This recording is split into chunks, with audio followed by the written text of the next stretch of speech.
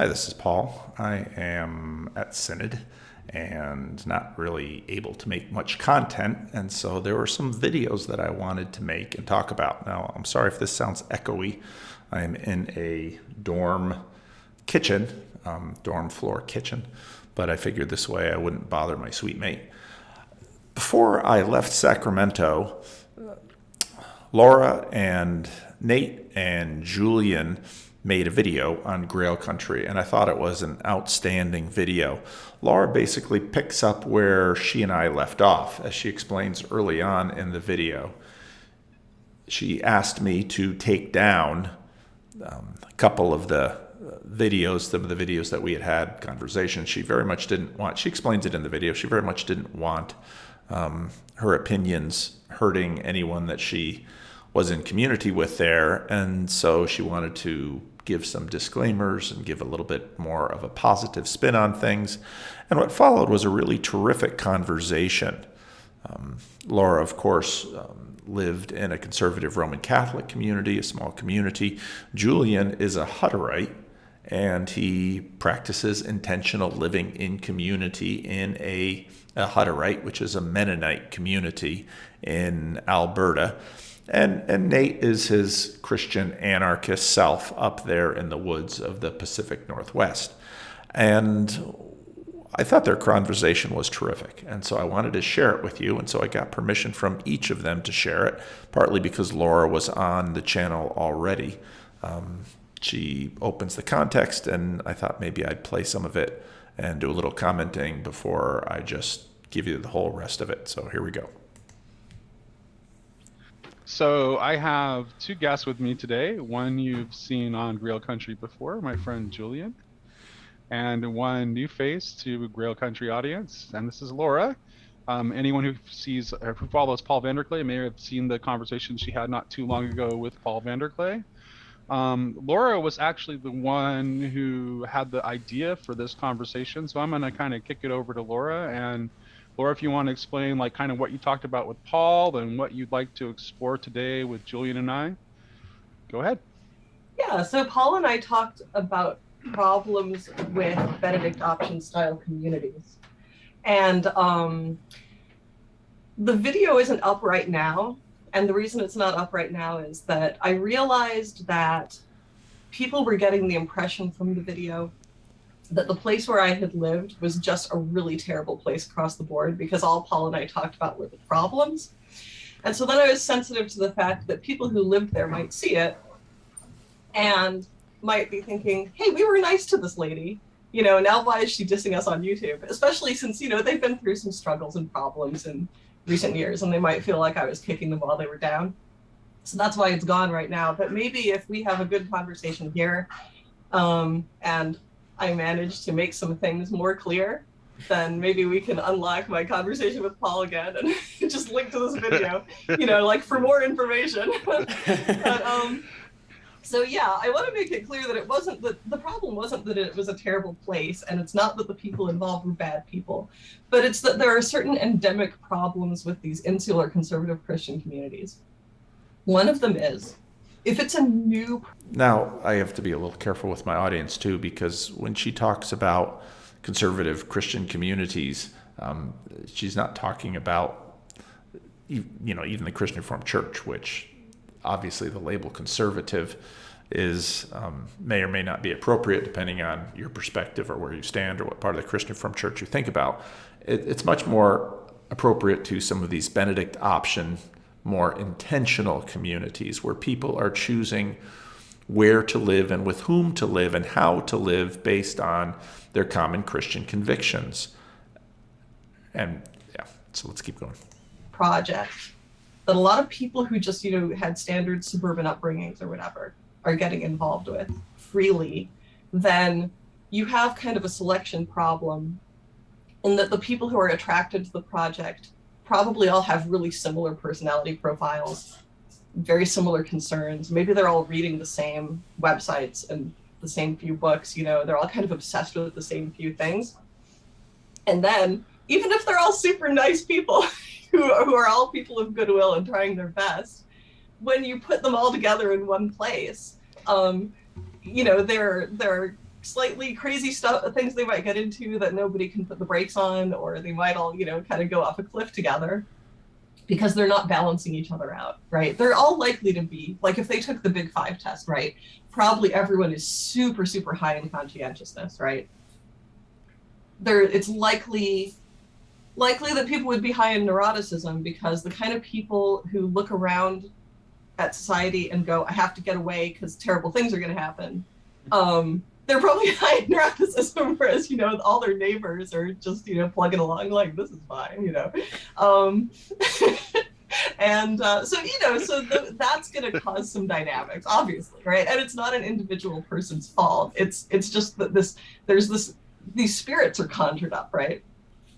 So people can get possessed by fear, or unreasonable fear, like or they can be obsessed with how bad things are on the outside, right? So that they're always thinking about, like, oh, the bad people that we're trying to get away from, or that we're trying to protect our kids from, what are they doing now? I need to, like, check some blog to see the latest outrage, right? And then you're, like, on edge all the time. And there can be kind of a mania for control, because you're afraid, like, maybe your main motive for being there is, I want to raise good children who aren't polluted by the bad stuff that's going on in society. Then you can be very fearfully controlling of those children, because it's so important to you to make them turn out a certain way, right? And you're so afraid of the things they might get involved in. You might end up kind of pushing them over the edge because you're so controlling of the details of their lives, right? And yeah, people. And this question about children, I think, is a very real one, in that, let's say, you had these issues, let's say in the 19th century, because your community, your church, you had these issues all the way into probably the middle of the 20th century. People could leave your community and they would notice different values. Maybe it was drinking, maybe it was with regard to sex. There's lots of fiction that plays on this. But today, the world is in some ways so all-pervasive and so available via all of this electronic media that even if, for example, there was a kid in my Christian school growing up who his family didn't have a television, that kid would always have his book reports done on time, and that kid read way more books than we did. And looking back on it, I would say that, wow, what an advantage for that kid to grow up in a household where they didn't watch television, because look at all the great books that he read.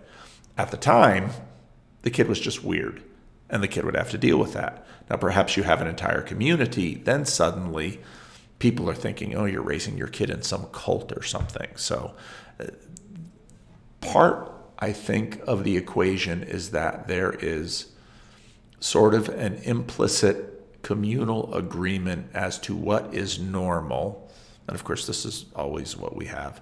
And then people think, well, this kid is not normal, better, worse, but at least odd. People just got these collective obsessions. Sometimes there's a kind of monomania that there's just like, even though the parameters of the Catholic Church, for example, are quite broad, these little communities might all settle on like one or two things that like everyone's supposed to be doing to be a good Catholic. Yeah, whatever, even though there's like quite a range of things you can be doing. Julian said Latin Mass, in case you didn't understand him. Yeah. So those are some typical problems. And so I'm not saying that people should never try to do better projects, but if they do want to get involved in something like this, they should be aware that those dynamics are kind of everywhere in this, this world of people who are trying to bend up stuff. They keep cropping up. Yeah, but obviously there were good things too. So like, children were getting a good education. They were reading a lot of classic literature, and they weren't consuming a lot of junk media. So they tended to be, well, what you would expect people like that to be like, like they had like a good sense of like how to be a serious person. They had a good sense of morality. They were very well acquainted with, intelligent books and good aspects of culture. they could talk to you about Moliere or whatever in an intelligent way. That's great. I don't have any criticisms of that.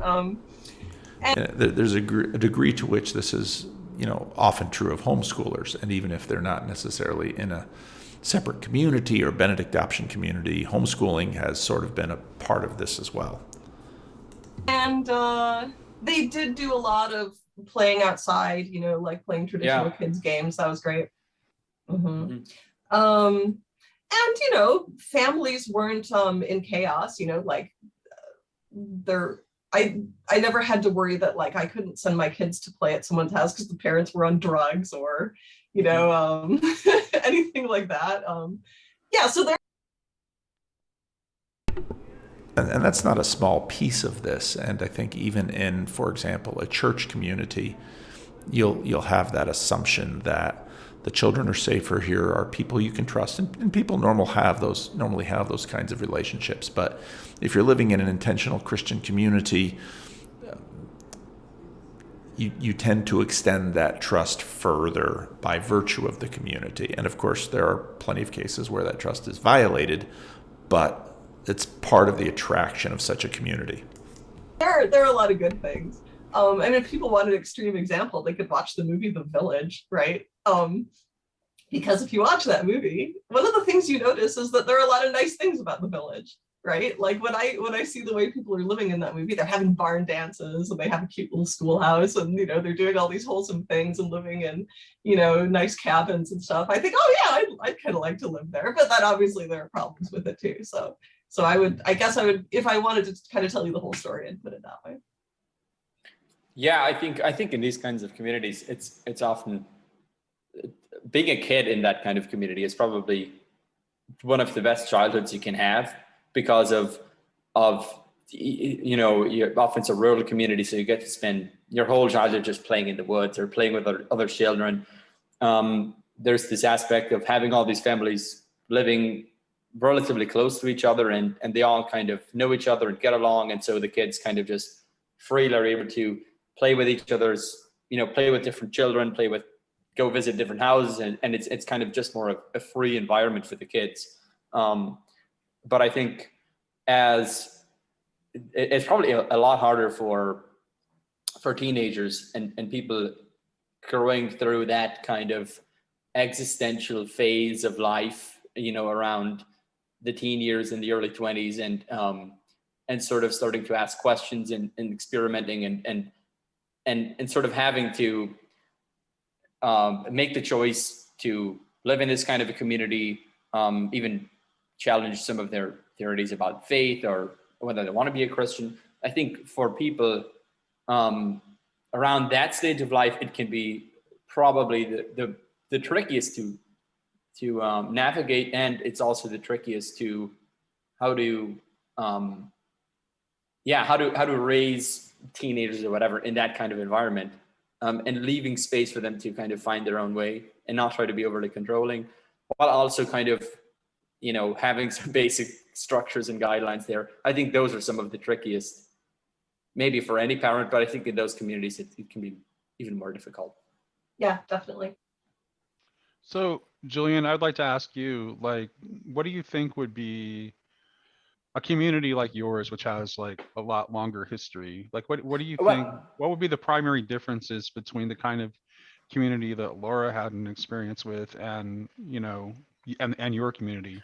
I think the biggest difference is the Hutterite communities aren't really. You couldn't really call them intentional communities because most of the people who live in a Hutterite community, I mean, you can pretty much say everyone who lives in a Hutterite community isn't there, because they had some revulsion at some aspect of modern society or some grand conversion to a communitarian faith or something like that. Most of the people were born here. This is what they know. This is what their parents and their grandparents were doing.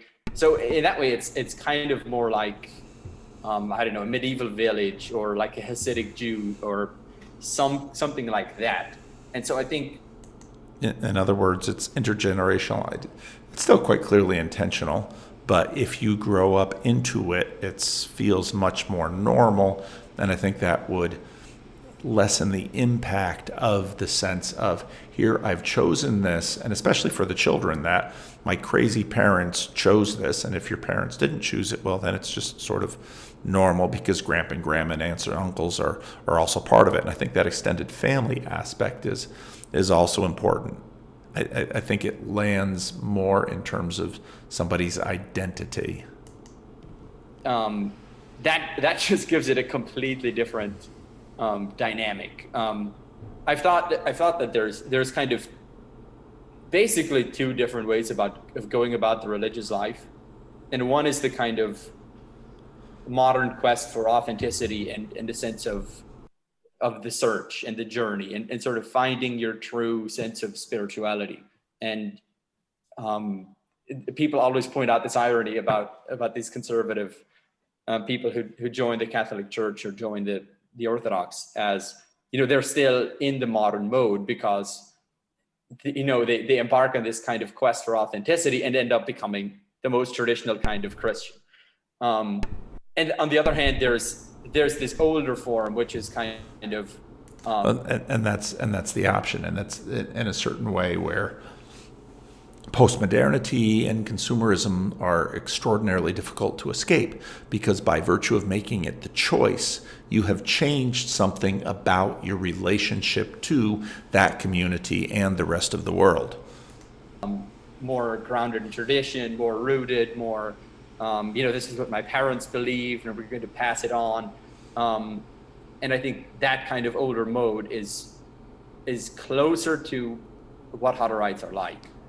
But of course you have the search kind of mode mixed in as well. Like I was thinking about this when it comes to something like adult baptism. That the difference between adult baptism and infant baptism is that infant baptism kind of embodies that older traditional kind of mode of it's sort of a rite of passage. But with adult baptism, it's more of this authentic, find your own self, choose for yourself, like be part of this community because this is something that you feel deeply inside of. Now, of course, Hutterites are Anabaptist, which means baptize again, whereas Laura and the Catholics would be practicing infant baptism. Nate's an Anglican. I assume he's practicing infant baptism. Christian Reformed Church practices infant baptism. And so, yeah, you have that kind of authenticity sort of built into it. But yeah, I just find it fascinating to kind of track these tensions within the Hutterite world between the more kind of traditional way of life and the kind of inroads of a more authentic search kind of spirituality. And I think you have kind of both at play in our communities today. And it's, yeah. So I don't know, I think just the fact that Hutterites aren't really an intentional community probably is one of the main differences between the Hutterites and something like a Benedict adoption community. Well, they would have had that would have been the origin, though, right? So the question is, of course, it would have been. So the question is that do you think here's another interesting question for you, Julian. Do you think it's even possible for a group of modern people to begin the foundations of something that would have the kind of, lasting legacy of what your ancestors did? I think so. I think there have been modern communitarian communities started that have been going on for a while, like the Bruderhof, which is kind of a cousin to the Hutterites. They started 100 years ago or so, I think, maybe a bit longer. And aren't the kibbutz experiments in Israel also basically that old? So I think it can happen.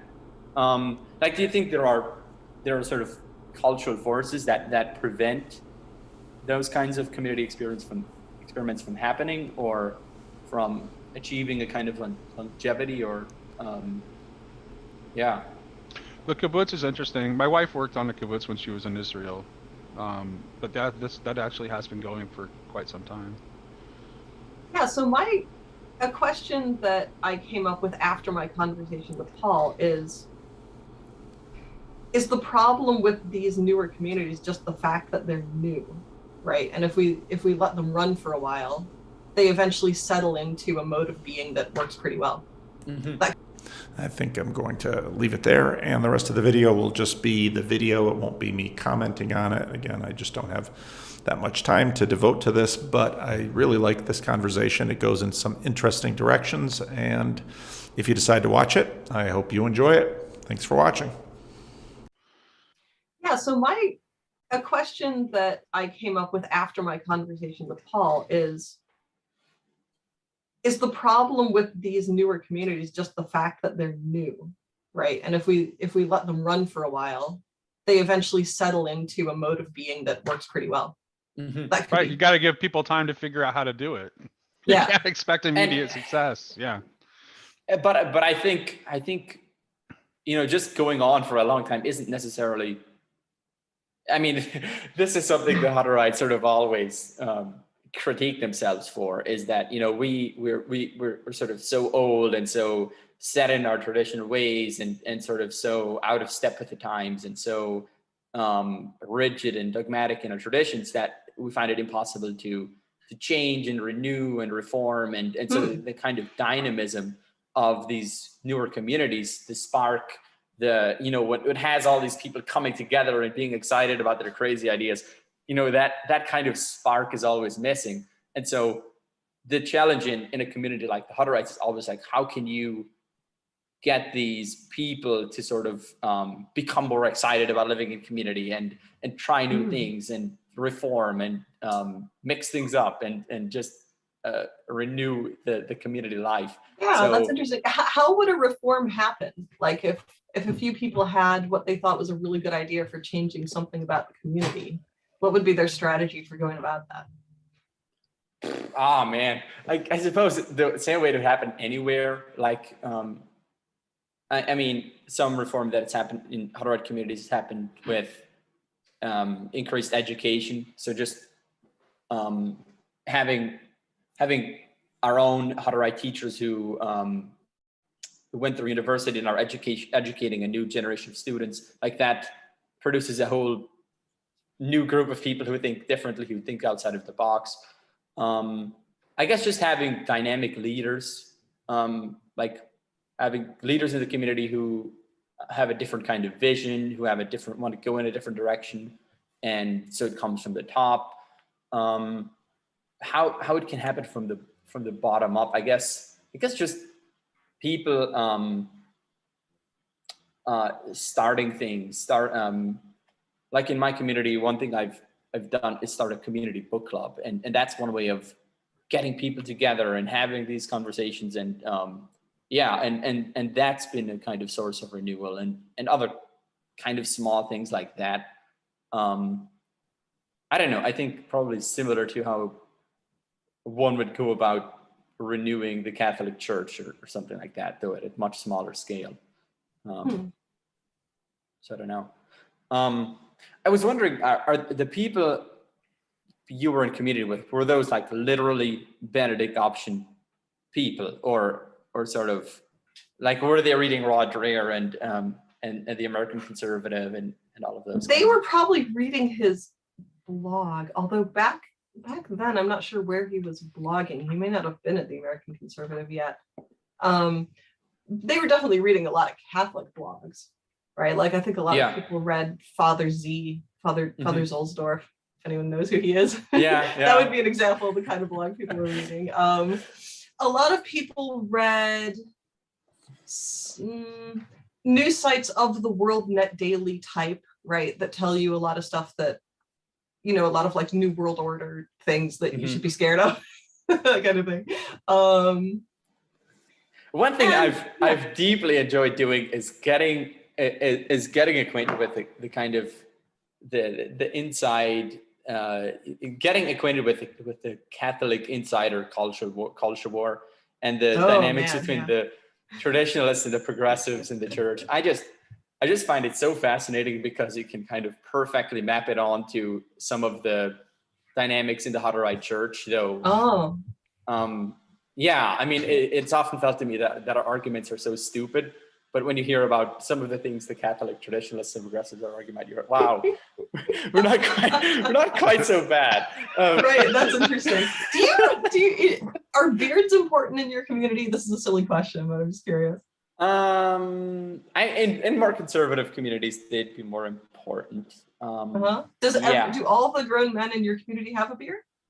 Yeah, that's kind of the norm. Is when you get married, you're supposed to have a beard. Is there any disagreement over like whether you can trim it or how much?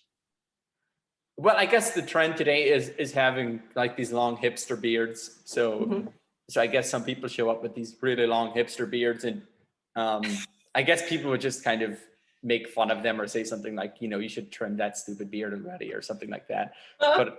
But I wouldn't say, yeah. It all depends on like the more conservative or the less conservative communities. Like my community is definitely more on the quote unquote liberal side of the spectrum. So okay, so you are on the internet right now. So yeah, that's true. I'm on the internet on YouTube, so that is kind of a tell already. Yeah, so I had read this book years and years ago, Better Off by Eric Brendy. I read this in probably like, I don't know, 2006.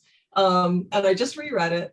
And this is a guy who lived in a conservative Mennonite or Amish. He never really specifies community somewhere in the United States, but he didn't want to dox them. So he didn't tell a lot of details about exactly what category they belong to. But one of the things they argued over was what you should do with your beard. Like he once came upon a group of men arguing about whether it's okay to trim your beard, right? Or do you just have to have the beard God gave you, in which case it's just going to grow to whatever it's meant to be, right? like Nate is going with right now. Yeah, I actually made a conscious decision. I had been like kind of trimming my beard like a little bit more, and I decided to let it go back to natural mode. Oh, that's interesting. So, it's doing some interesting stuff. Yeah, it's interesting. Now, Julian, it's interesting to me you brought up the whole hipster thing, and don't you think that I've had this beard way before hipsters were a thing? First of all, but second of all, like, don't you think that there's a certain aspect of what hipsterism is? Yeah, is a desire for tradition. Oh yeah. Because definitely. You can see it in its aesthetics, right? It wants like handcrafted things and the beards and like it seems to be like a desire for tradition. Yeah. I mean, I think the current cultural moment makes Hutterites look a bit less weird than they would have maybe 30 years ago. Right. Yeah, I had an early attack of this. If you look at pictures of Hutterite pastors from 30 or 50 years ago, they could pass for a hipster. I mean, they have these big beards, these little black hats, the whole suit thing. Like they could. I had sort of an early attack of hipsteritis or whatever you want to call it, like when I was in high school in the 90s, because I just had this sudden realization at some point in my teenage years that I didn't really know how to do anything. Like in school, they teach you all these paper skills, but you don't know how to do anything. No, right? That's right. I didn't know how to build something or grow food or, care for a goat or any of that stuff that really like you should know how to do. So I started getting really crunchy about certain things even back then, like, and my mom would laugh at me, but like if, I remember once making a pumpkin pie where I cooked the whole pumpkin and then, and I scraped the pumpkin flesh out, and then instead of like putting it through the food processor, which is the normal thing to do where I come from, because it's stringy, I put it in a sieve and I got like a pestle and I was just like pushing it through the sieve to get the pure pumpkin puree. And I was like, yeah, this is how I have to do this because I'm really doing it on my own steam. Well, I think this is why like I used to do a lot of stuff good. Like that. Because pumpkin pie that still has those little pieces of pumpkin in it doesn't taste nearly as good as the really soft mushed up stuff. Yeah. But I think this is like, the whole foodie thing, I think that's part of what's going on there too, is like, it's a desire for things being done like more in accordance with tradition. That's like, that's an aspect of what's going on there.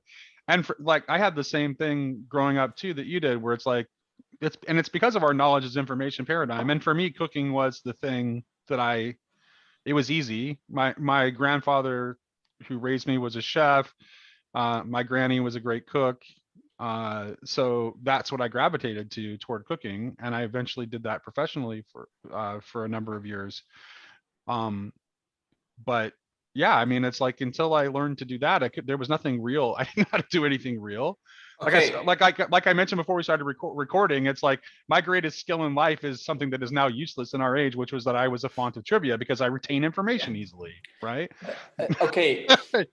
Now speaking of the crunchy hipster stuff, like let me tell you about an interesting tension that happens in the Hutterite community. So what we've been discussing about, like with the rules, like how far do you cut your beard? Do you wear suspenders? Do you wear the plaid shirts? Like one thing that's happened in especially more liberal communities in the past, I don't know, few decades, is there's this decreased emphasis on these kinds of things. Like people will say things like, well, we need to give people more freedom.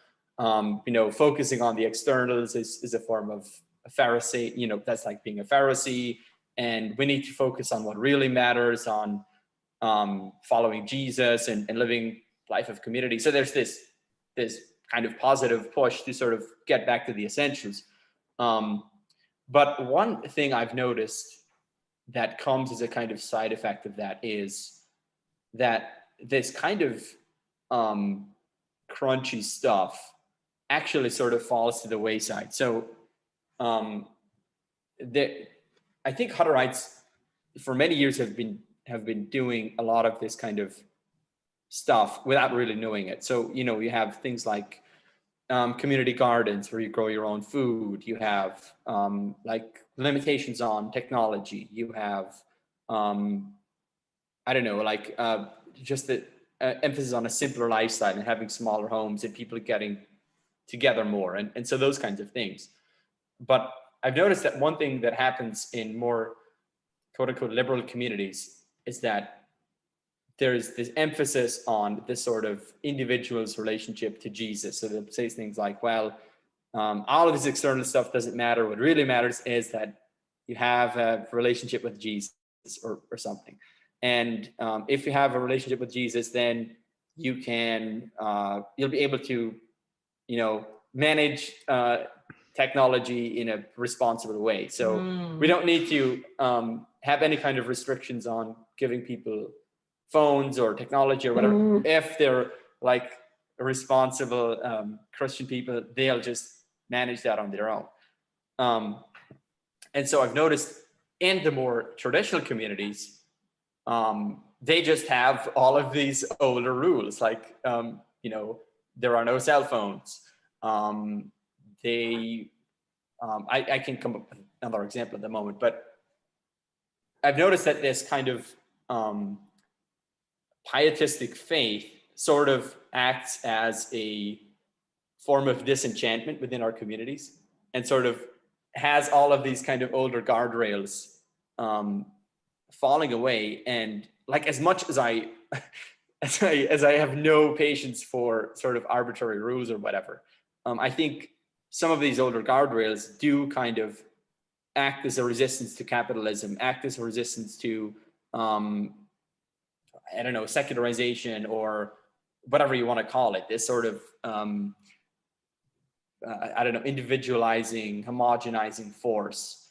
And so I've been wondering, how do you navigate, having individual freedom, having people making their own decisions, while also being clear-eyed about the ways in which, you kind of, something like technology isn't just something that the individual can kind of make its own decisions about. Because it's a sort of power, it has a certain force over you. It'll change you. Yeah. So in ways you don't expect. So there's just this weird paradox where I think people have noted this about the Amish as well, where it's actually the more liberal communities that end up giving way to forces of capitalism and secularity and all of this. And it's the traditional communities that actually kind of resist them more. So yeah, this may be a good time to ask, do the more conservative communities have anything like festivals of inversion? I've thought about this actually. Yeah. Yes, they definitely do. I mean, I think something like a wedding in a Hutterite community can be that. I've read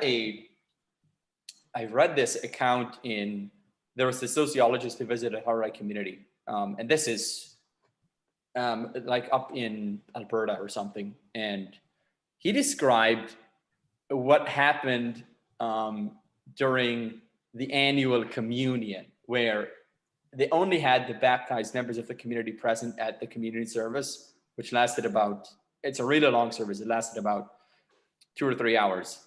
And I should just note, this is so far away from my experience in the more liberal community that I actually don't even know what to make of this story. I can't even imagine how this could be true.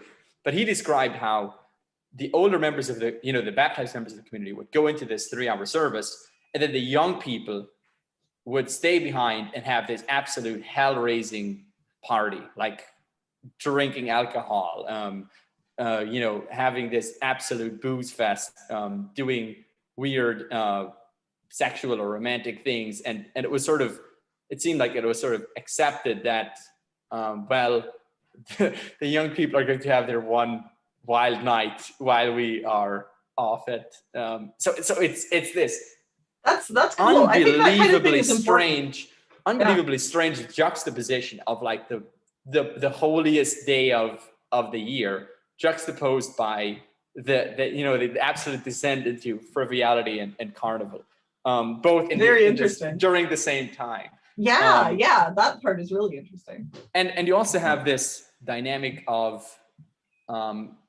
people often talk about Amish circles of Rumspringa, and there's something. Again, this is a liberal conservative split. I think this is less extreme in liberal communities, where it's kind of expected a bit more of unbaptized members, that they sort of have the freedom to kind of live it up until they get baptized, and then they're expected to settle down, have a family, and contribute to the community. So I think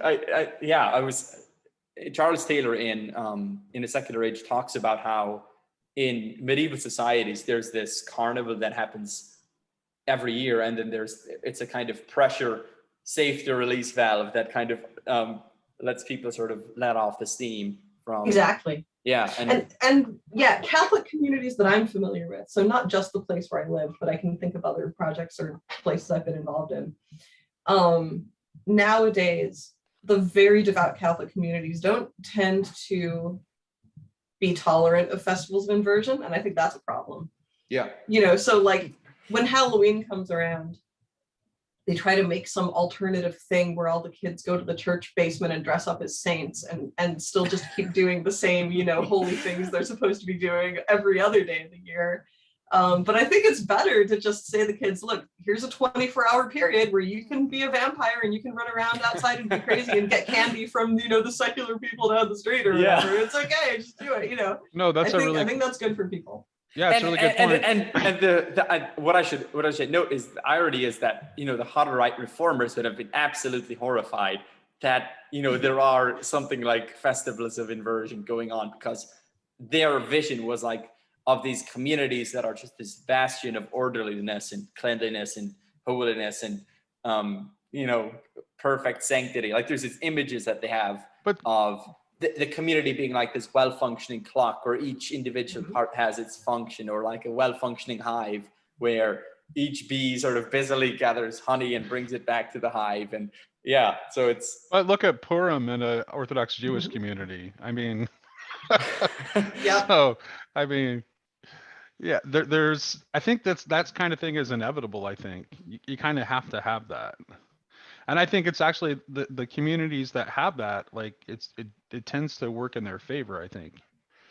Yeah. So. I agree. Yeah, I definitely have some of the the kind of yeah, there is a part of me that would like to kind of be able to resist some of those natural dynamics. But yeah, I definitely see that. You do have to leave room for the margins and all of that. Yeah, that's fascinating. Credit to Jonathan Peggio there. Yeah. So, okay, so you do think, do you think it is possible for these kind of modern projects to kind of create these kind of communities to be successful? Then I think you kind of indicated you do think it is possible, Julian, but I just wanted to, could I just get a more unambiguous answer to that?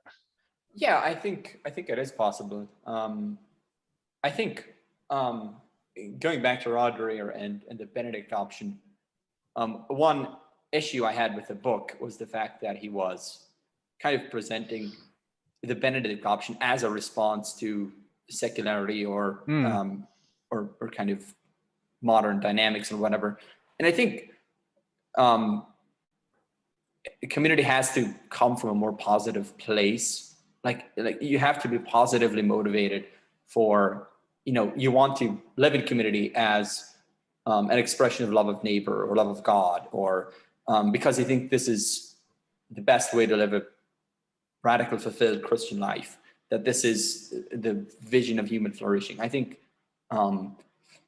without that kind of positive vision, you're going to have some of those dynamics of, people are being afraid, people being paranoid. So, yeah. Yeah, I agree. Yeah, That's a you good point. also Yeah. avoid this notion that somehow everything was okay if you just roll back to the clock to the 50s and there's no gay marriage and no abortion. Yeah. Mm-hmm. And that it was a Yeah. Christian paradise. Yeah, No, and that's not an accurate view of history at all. Yeah. and that can be part of the motivation people have too, is like, let's just revert back to simpler times and get together in community because we can recreate whatever used to be the better society. Okay, I have a great quote from I, Robot, by Isaac Asimov. Okay, there's a story where he describes some people who are called fundamentalists. And he says, essentially, they were those who had not adapted themselves to what had once been called the atomic age. They were simple lifers, hungering after a life, which to those who lived it had probably appeared not so simple, and who had not been, therefore, simple lifers themselves. Yeah. Yeah. I wonder, is the longing for a simpler life, is that a deeper longing for, for something real, something human, something genuine, that then gets corrupted in various ways? It gets kind of projected back to the 1950s, or it gets projected into some, future liberal utopia or something. And maybe there's a genuine, real longing underneath there that people try to concretize in a specific historical time, and that's when it gets corrupted. Yeah, in the Catholic world, a lot of people would love to be running Saint Therese of Lisieux's household, right? Like they admire Louis and Zélie Martin, who were her parents, who are canonized now. And they think, I want to have that household and I want to raise Saint Therese of Lisieux. That would be the perfect life if I could do it. But you don't live in a small town in 19th century France, right? So if all you do is read a book about them and then go, okay, I'm going to recreate this household, it's not going to work. The things you're going to have to do to recreate that household are going to be too weird and too rigid, right? Whereas for them, in terms of having a certain kind of household, just the fact that they lived in that village in 19th century France was doing a lot of the work for them, and they just happen to be very devout people. But if you want to be like them, it's not just that you're going to be devout, it's that you're going to try to do a historical reenactment of all this other stuff that you don't actually know it firsthand. All you know is that you read one book about them, Yeah. So yeah, that's difficult. Yeah, I mean, the key might be to identify what is it that you find beautiful and compelling about this life. or maybe to do it negatively, what is it that you find alienating and awful about living in the modern world, and what are some things you can do practically in your direct sort of environment to kind of foster community, foster celebration, foster a connection with nature, foster less reliance on technology. What can you do practically in your real life environment? And I think, I don't know. Well, at least Julia, in my established community, maybe you don't know how to articulate it, but I think you do know, because when you were talking earlier about these sort of like individualistic impulses that are kind of infiltrating some of the more liberal communities, right? And how somehow like the conservative communities seem to be more resistant to that, even though neither side could probably articulate it, and you're having a hard time articulating it here. Isn't it possible that the thing you're muted, sorry. Oh, I'm okay. What? I can hear you. Oh, I'm not. Oh, Laura can hear me. me. Can you hear me, Julian? Oh, there we go. Yeah. Okay. All right. Might have been my introduction. So the question I want to ask is that if the individualism itself isn't the cause. Well, I mean, the individualism, what is it? I mean, okay, I'll try to articulate more in trying to flesh out more what I see as the problem in these liberal communities. It's just that there's a loss of the social communal dimension of the faith, and people assume that that a community is made up of a bunch of individuals that have like this heartfelt desire to be part of a community, and then all the magic happens from these individuals getting together, and they miss the systemic, the principalities and powers that are at play. They miss the fact that even if you have these wonderful individuals getting together, you're still going to have these forces of technology and individualism and secularity and all of this kind of stuff that's going to be sort of impinging on the community life and sort of driving this community apart and stopping it from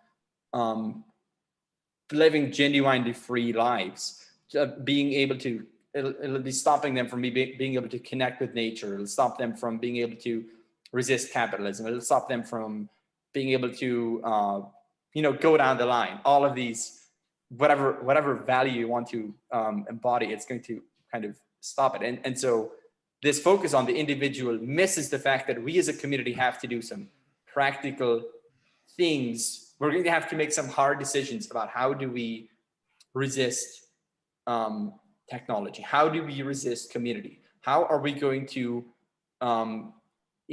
do farming? How are we going to do manufacturing? How are we going to build the architecture of our houses to foster community? How are we going to structure our communities so that we can live in a more natural environment, so that our children can enjoy, the air on the ground, and how can we, and so those kind of systemic things are just missing with this focus on the individual.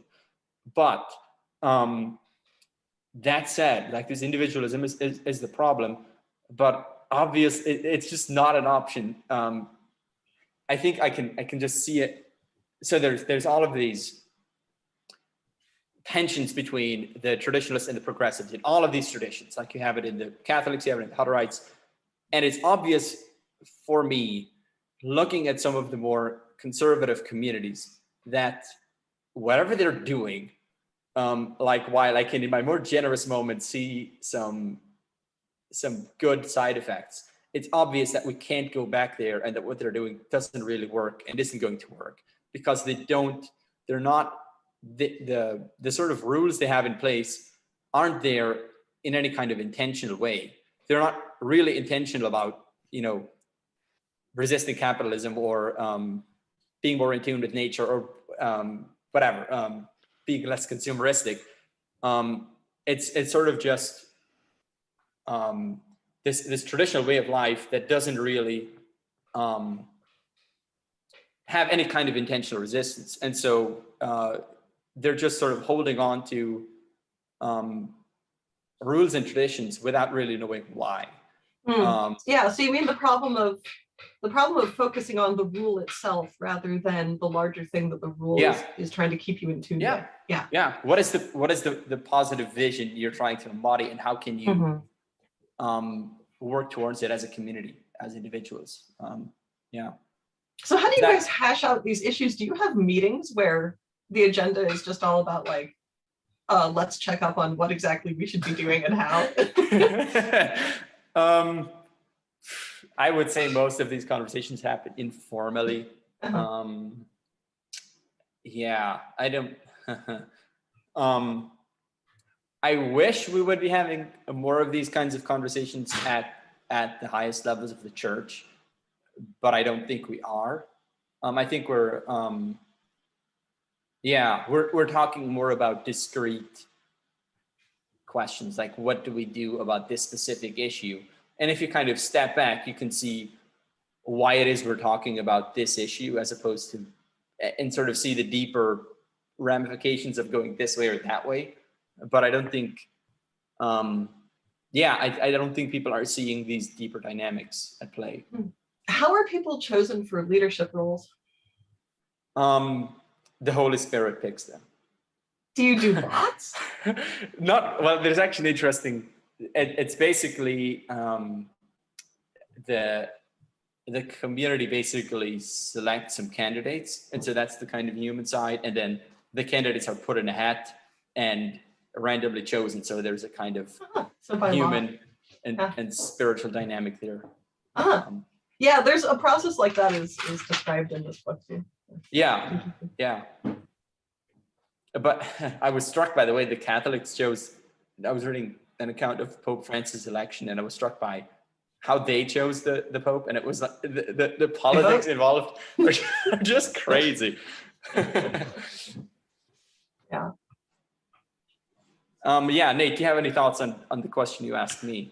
Yeah, so I was actually trying to get a little bit deeper layer than that. What I'm suggesting is that the reason for that people are finding themselves longing to build these kinds of communities is a product of our individualism, because it's left us feeling isolated, and we want something more.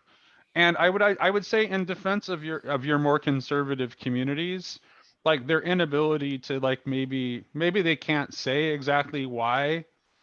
They maybe would not say that we're doing these things to defend against capitalism or, encroachment of secularity or whatever.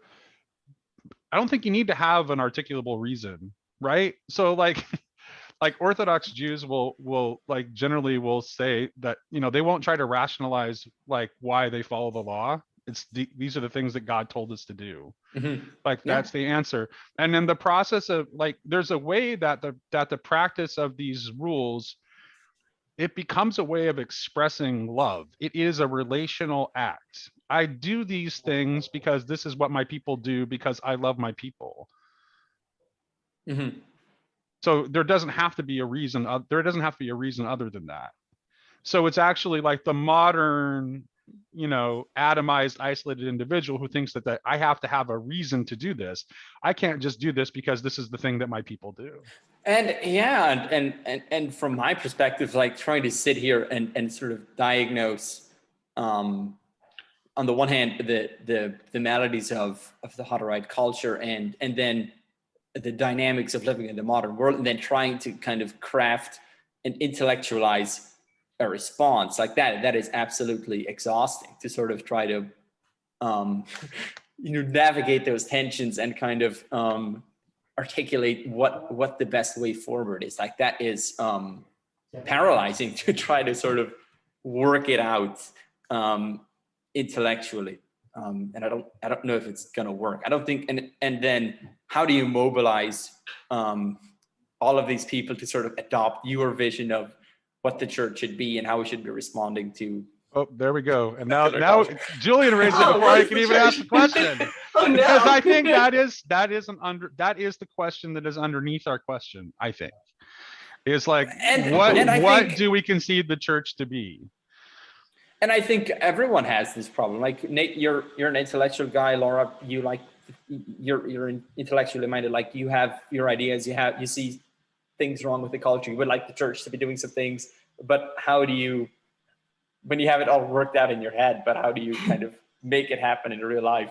Right. It's a very different thing. Uh-huh. Yeah, and one of the conclusions I've come to is that it's much more important to pray and be charitable to your neighbors than it is to come up with some kind of perfect system for how everything should work. I sometimes believe that, but but a lot of the time I don't. Yeah. Yeah. Well, for me in my town, that's the answer I came up with. But I think you have a different thing going on. I think it's true. It's hard to, it's hard not to kind of go into the politics mode and try to change things and move things along and all of that kind of thing. Yeah. Yeah. Well, Nate, what do you think the church is? Since you're the one who wants to ask this question. I was actually going to bring up one more example. Okay, go ahead. Go for it. Of traditional versus liberal communities in the Hutterites. Like this is a recent example that I think crystallized some of the problems. So like everyone else in the world, the Hutterites had the same hullabaloo around COVID. So there were some communities that were more restrictive and had more travel restrictions and following guidelines, and other communities that were sort of just like the Wild West and doing whatever they want, and we're not going to follow the orders and we're going to resist and whatever. So we had a few months and maybe a whole year of kind of arguing amongst ourselves about how we should be responding to COVID, should we be taking the vaccine, blah, blah, blah, blah. Like there was there were colonies lined up on all kinds of different sides. And then here in Canada, we had the infamous trucker protest. And the trucker thing came at a kind of it was sort of the breaking point of the conservatives who just were sort of completely fed up with the endless restrictions and seeming no end to the restrictions around COVID. And what ended up happening is that a lot of Hutterites ended up participating in the protests. So people showed up with their trucks, people showed up with food, with signs, and just en masse decided to take part in the protests. And it was, for me, it was just such a surreal moment because I don't think there has ever been a situation where Hutterites have actually participated in protests. Like we've had traditionally been sort of had a sense of non-involvement in politics, non-involvement in protests. And now suddenly the whole Hutterite world was just sort of full on, all in on this protest. They're holding signs, they're participating in the march there. I think there are even some Hutterite trucks in Ottawa. So it was just such a surreal moment. And what kind of astonished me was not the politics of it. Like I completely understand the sentiment behind the trucker protest. Like I sympathize with it. I completely get the frustration. I get the need for protest. I'm glad they protested.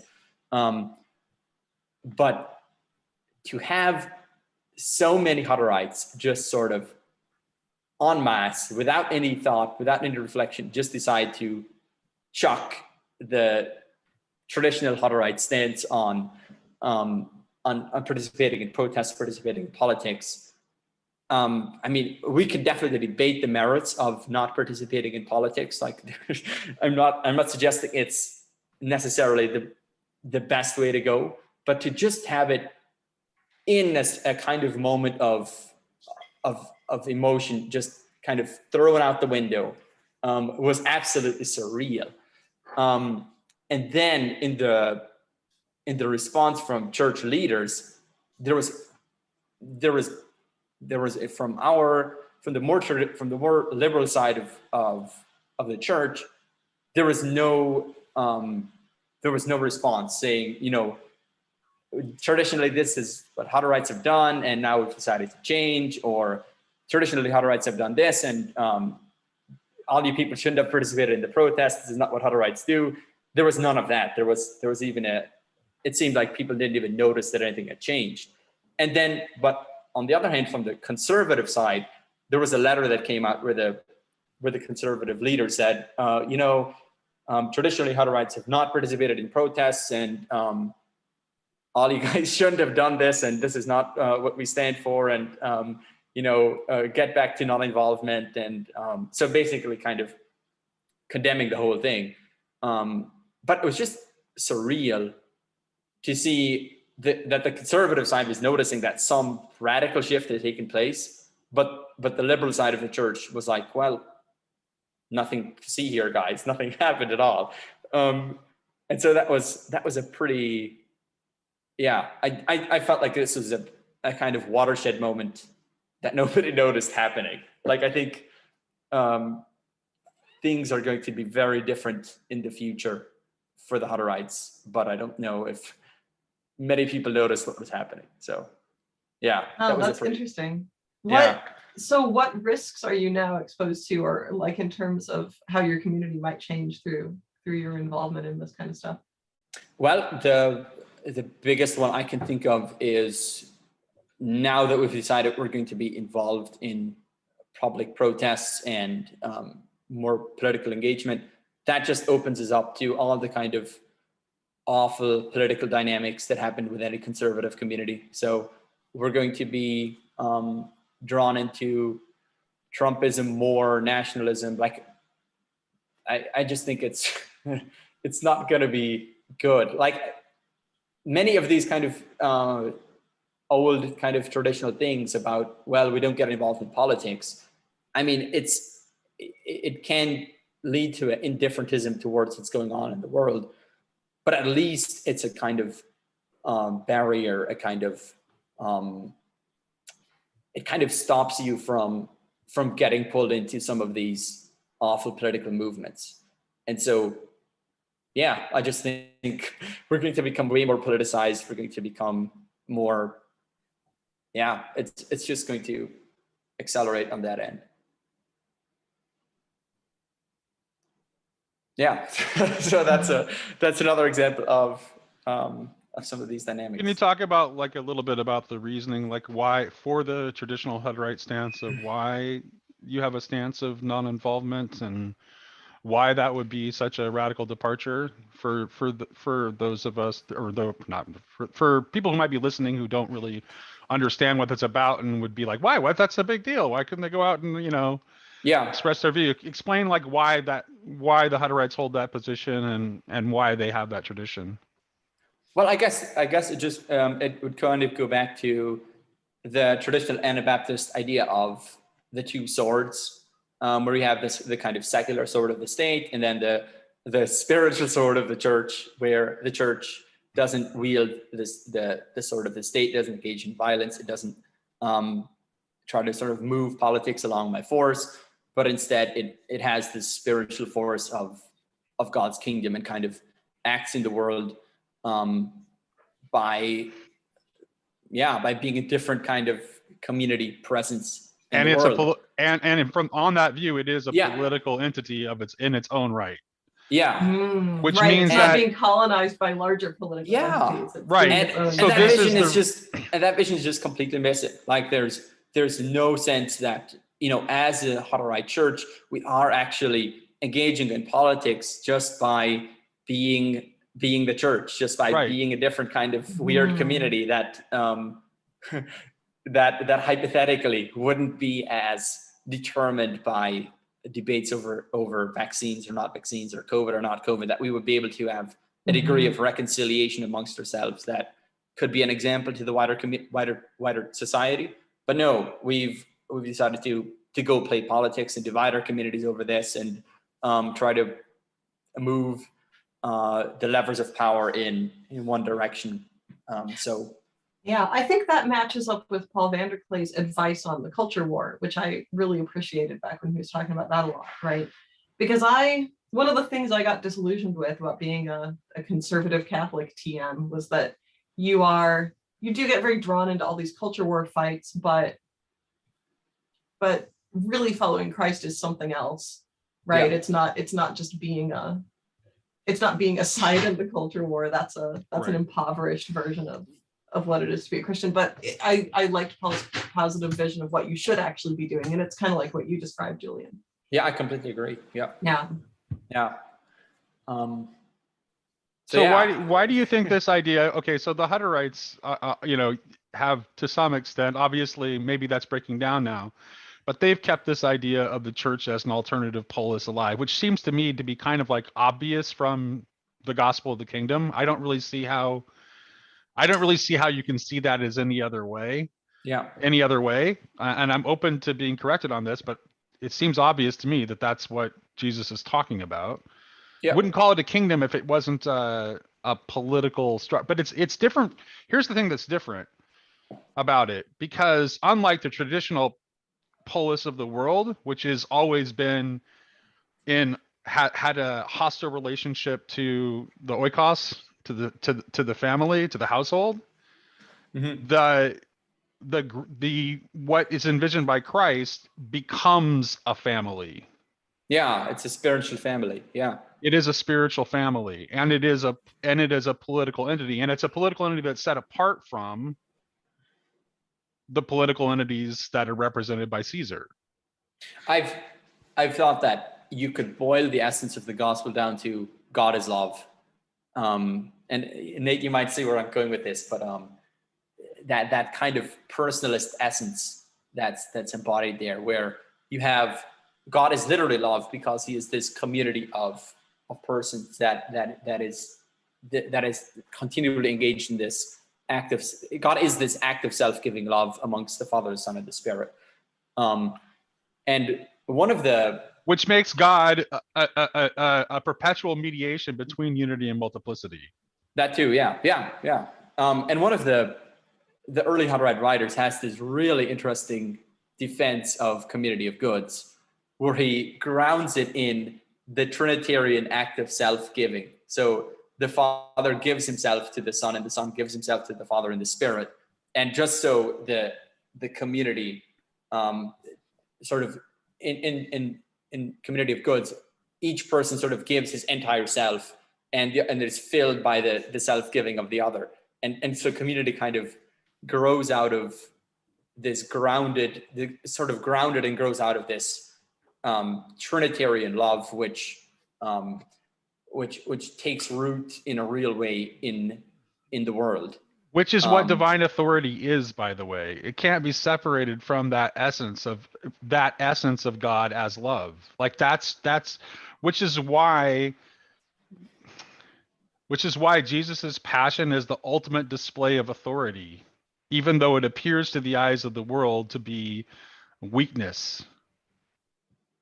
Because it's the ultimate act of love. That's what makes it the supreme authority, the final authority. Because it's more real than the kind of political power games of the world. It's right. more, yeah. Because power is the root of idolatry. That's the move to grasp and take what would have been given as a gift. And I think talking about love here brings us back to some of the dynamics of how a community can go wrong. Because I think ultimately love has to be the foundation of life in community. Like it can't be fear, it can't be despair, it can't be some kind of enemy, and it has to be an outflow of Trinitarian love. It has to sort of be grounded in that spiritual life. Which we should probably emphasize that, Laura, you aren't saying that your Benedict adoption people are deficient in love or anything like that. No, I wouldn't suggest that either. They may very well, and who knows? I wish them I think what they're trying to do is a good thing, and I wish them only success. I really do. And here's what I wish. I wish the church would help, because I think the idea that laity can accomplish this, and I think this is moving forward what is going to have to be done because of what's happening in our world. The fact that laity are having to go out and do this with very minimal support from the church hierarchy is a bad sign. I think what we need to see happening is something more like what happened with the Celtic monasteries, where they were a collaboration between the monks and laity and building those communities. That's very and those interesting communities were not they were not totally isolated, and they were very much like in the world but not of the world communities, those Celtic monasteries too.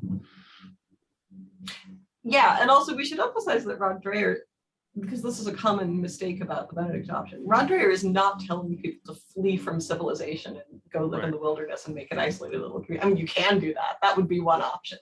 But he talks a lot in his book about things like exile in place, as he terms it. Like, you stay in the place you're from where you have roots, but you withdraw in some sense in order to preserve some things, and you group together with other people in your area.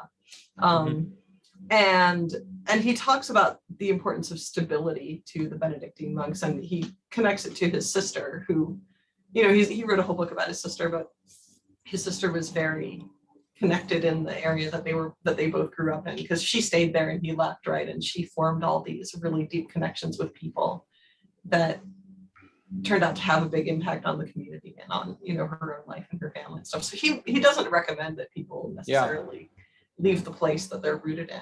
And I would also recommend that if you're rooted in a place, you should stay there and do your best in that place, and that you should stay connected to your extended family, even if they're like not as religious as you.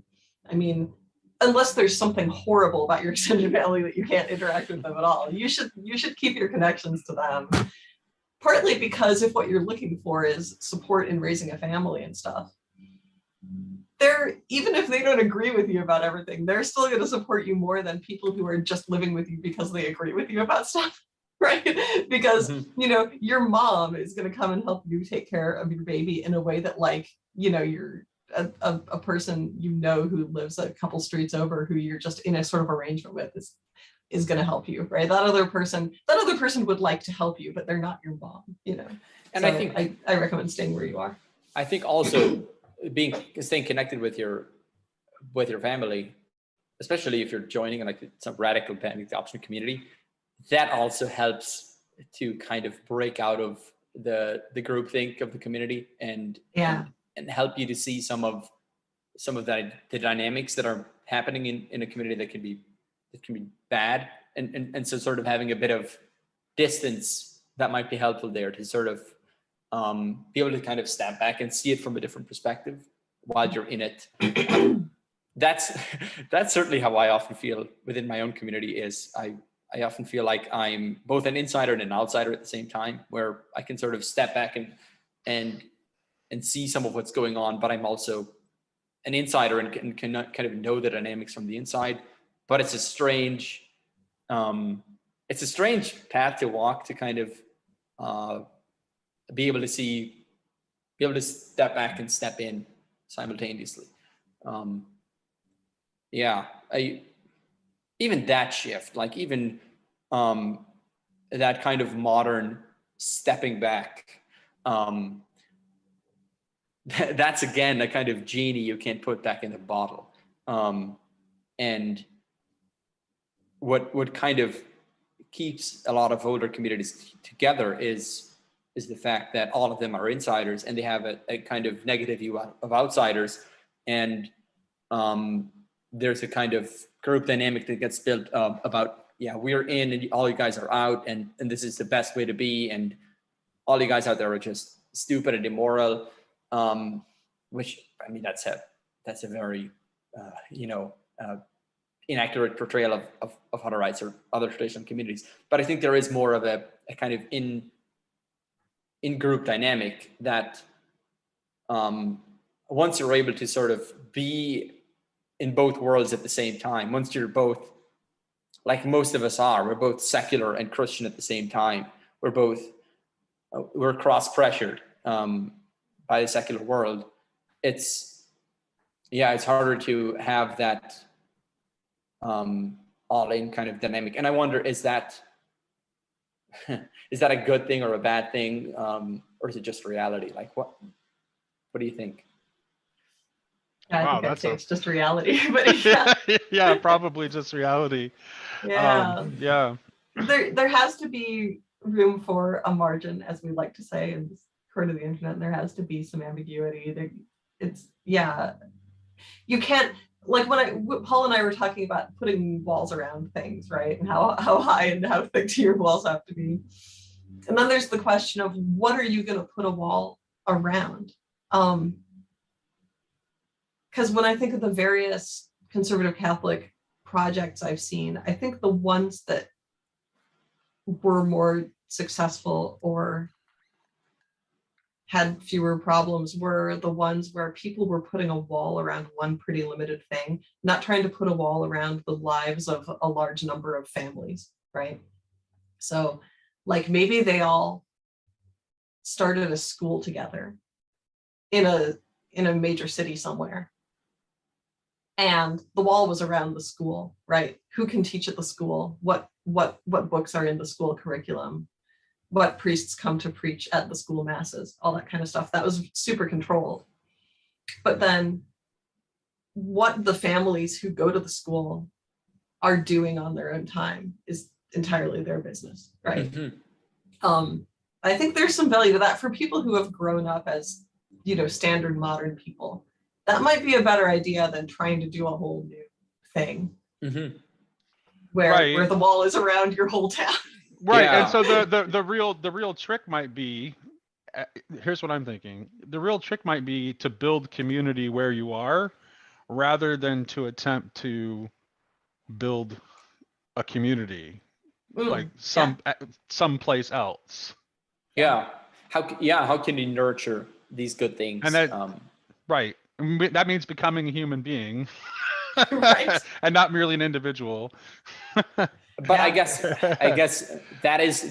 while that is true, you do have to be aware of, the social forces that kind of impinge against doing those kinds of experiments locally. And there's just certain things you can do as a community that you can't do with your family or as an individual. That I think that's just a reality. Although people might be surprised if they look around the place where they already live. They might be surprised at how many people agree with them about a lot and would cooperate with them a lot in certain endeavors. I think definitely. I think this focus on these very specific culture war issues kind of misses the fact that just as human beings, there's so much that we have in common, like the connection with nature, the children, go down the line. Like there's just basic things that you can build community around with your neighbors that I think everyone could sort of get behind. That would mean that us suburbanites would have to actually start talking to our neighbors. Yeah, but how do you encounter your neighbor in suburbia? Like what are the places you can when I was growing up in the suburbs, and it was one of the later suburbs, the ones that are totally car based, and far from, places where your house is not within walking distance of any stores, that kind of suburb. The families in my section of the suburb were very interconnected. And we had social events, there was always a Christmas party that bounced around to different houses every year, right? And everybody would come to it. And there was like a 4th of July grilling party and stuff. And, people got along well and they knew each other really well. The kids were running around outside with no one paying attention to them, playing in vacant lots or checking out like new constructions, all that kind of thing. So that was a suburb. I've had variable experiences. I've had variable experiences in my life. Like, you know, the last neighborhood I lived in before where I lived in now, like we knew our neighbors pretty well. Everybody was really friendly. It was great. But then the neighborhood I live in now, it's just like people aren't really. It's hard. Yeah, it's hard. Yeah, but what's changed isn't that it's a suburb though, because like the neighborhood I grew up in, if you go there now, people don't know each other, right? And they don't interact much. So what changed? It wasn't just the neighborhood. It's like it wasn't just the physical construction of the neighborhood. It was something that happened in people's minds that made. Well, not just like there's technological and social forces at play too. Yeah, definitely. But I think this is something that we can still change. I'm kind of like putting a little pressure on myself here too, because like if someone begin, I think all it may only take one person to begin to make the effort, right, to break that. Yeah. Like I can think of like my mom was from the South, so it's like every time we moved into a new neighborhood when I was a kid, she'd go and bring baked goods to the neighbors and introduce herself. Yeah. You know? And introduce us. She'd make us go with her. Yeah, well, in my neighborhood, it was so your mom used to take things to when you guys moved in. Yeah, when we moved in, she would go. Yeah. Oh, because in my neighborhood, it was the opposite. It was that if you saw new people moving in, you had to go bring them baked goods. She did that. She had been living on the West Coast long enough to know that it was never going to happen unless she did it. So she took the initiative to do it. Yeah, see, that sounds to me like buying other people presents on your birthday. But, but if it works, sure. You can also just have something like a bonfire and tell people, hey, there's a bonfire in my backyard. Yeah, like in my current neighborhood, I think some people would show up if I did that. Yeah. There you go. So it's something to do. So instead of complaining about it, this is like a practical thing that can be done. It's like, hey, why don't you actually make the effort to form more of a sense of community in your neighborhood by being the one who is the catalyst for that? So I have tried to do that, and my experience in the current year has been that some people really appreciate it and some people think it's creepy. Yeah. Right? I don't think anybody used to think it was creepy to try to get to know your neighbors, but now some people think that's creepy. Yep, that's true. I don't think that's anything that we can do anything about, though. Yeah. I think the fact that there is a certain percentage of people that would not think it was creepy and actually be really glad that it had happened makes it worth doing anyway. And you just have the fact that some people are going to think it's creepy. That's just, oh well, we'll have to deal with that. That's their problem. Yeah. Right. There's also a dynamic of just being a kind of intellectual guy. Like, for example, I would just rather spend a lot of my evenings at home reading a book instead of going to a bonfire or something. But then there's also the dynamic of, you know, a big part of your life is just reading all these books, thinking about all these ideas. And so it's harder to connect with normal people who talk about normal stuff. So how do you bridge that kind of a gap? It can also be a kind of Christian secular gap that it's just, for some people, it might be more extreme. I've thought that one thing to do is just get into something like sports. I was just going to give you that advice because, see, I've always been a sports fan, so it's never been hard for me. So I can, it makes it easy. Well, at least with lots of different kind of men, I don't have any problem interacting with. And like women are usually interested in intellectual things, even if they're not particularly intellectual. In my experience, I've actually found women are much easier to talk about intellectual stuff than men. Yep. Well, I don't think I've ever heard anyone say that before. In real life, like online, it seems like it's all men. Yeah. But not in real life. The people I talk to in real life about intellectual stuff who are my age would all be females, but I also have a bunch of older friends who are mostly males, which I would talk about intellectual stuff with. I think like I talk with a lot of married men about intellectual stuff, but I talk with females my age about intellectual stuff, and fewer guys except my brothers and something like that. So I don't know. That's in real life, and it's a different conversation too. It's a different conversation, and it's usually a better conversation because a lot of times, like when you're having an intellectual conversation with other men, there tends to be there's a tendency to focus on a lot of minutia And a lot of times when you're having those same conversations with women, they'll get big picture things that will help you see something that you were missing. That's true. That That's you won't true. get. I, That you won't I get when you noticed have the same that, yeah. conversation with men. So I noticed that as well. I also noticed that sometimes if you are listening to a big group of men trying to talk about something super intellectual, Egos. quite a few of them are just trying to show off how much they know about the topic. So they're just like telling each other stuff, but they're not really getting anywhere. It's just like, let me tell you all the facts I know about Julius Caesar or whatever. And then someone else is like, well, I also know some facts about Julius Caesar. And, right. Well, I don't know anything about Julius Caesar, but I do know about Genghis Khan. So let me randomly start talking about Genghis Khan. Right. Yeah. Yes. I've seen those conversations. Yeah. Yeah, absolutely. That's why I'm really, really would like to have more women in my estuary group my local estuary group that I have. So that's the other thing I'm doing where I'm at to try to build community is I'm an estuary host. Yeah. An in-person meetup. Yeah. I'm the only woman in the Chicago estuary meetup. Yep. My wife is the only one in mine in Olympia. Yeah. So yeah. But I think that it's just the getting women interested in doing it, because I think that like once they were there, I think they would enjoy it, at least because of the experiences I've had in my past of having intellectual conversations in person with women. I think, well, first of all, the estuary group is worse off for not having more women because of the dynamics that I just mentioned, and then second of all, I actually do think that they would enjoy it. Mm-hmm. As long as it's not. But it has to be balanced. The problem is it's really, like my wife will say, it's really hard for her to be the only woman in the group. That's tougher. She still comes though, I think mainly for my sake. So what do you think makes it hard for her? Does she say? Well, she's both the only woman and the only Jew. So that's so she's having to represent on both fronts there.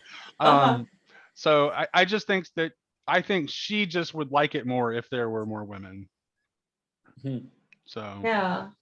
So the negative side of having serious discussions with women, I think, is that women tend to like anecdotes. I like anecdotes, but you'll notice that with certain women, if they're not very good at conversation, what they'll tend to be doing is that they're just telling you a lot of stories, but it's not always easy to figure out what the point of the story is, right? And so you'll tell them one thing, and then they'll be like, well, I knew somebody who blah, blah, blah, and then it'll be a story about something.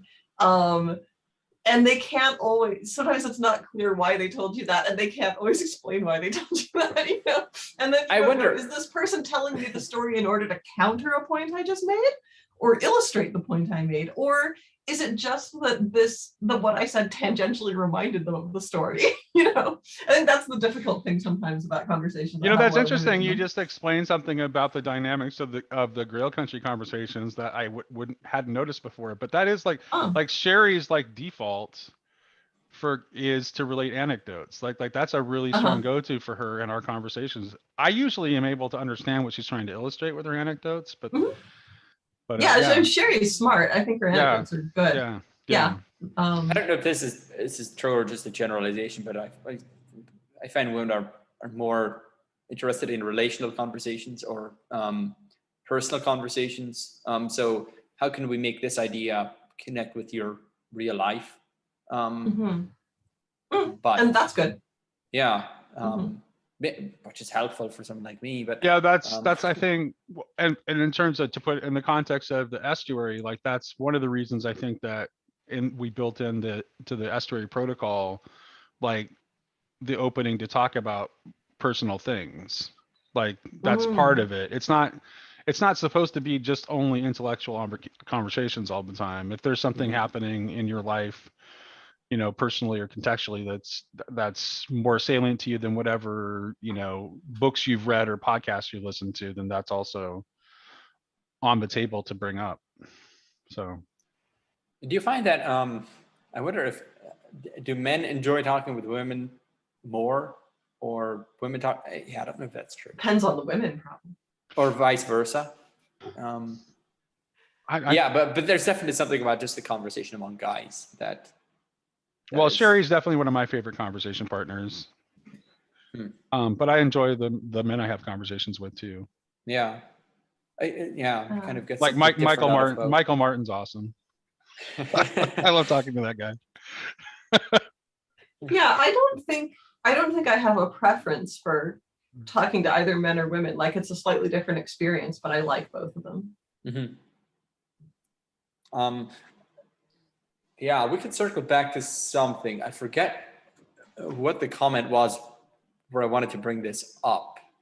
I wanted to talk about an annoyance I have with evangelicals talking about witness all the time.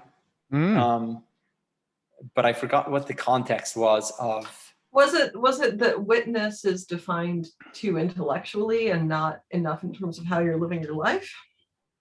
Not quite. Okay. I'm just trying to connect this back to what the conversation was we were having. Yeah, I completely forgot it. Does it have to do with like the connection with martyrdom? Like in terms of the etymology of martyr? Oh well, that would probably be a different way that would be a more helpful way of thinking about it. But I just find that it seems like often when evangelicals, I don't know if this is the right word. I'm sorry, evangelicals. I don't mean to call you out like everyone else always is, but they should just give up on that word already. It's like everything that's wrong with Christianity, evangelical. But it's just the way certain people use the word witness is like, well, I really need to watch what I say around secular people because they might get offended and not believe the gospel.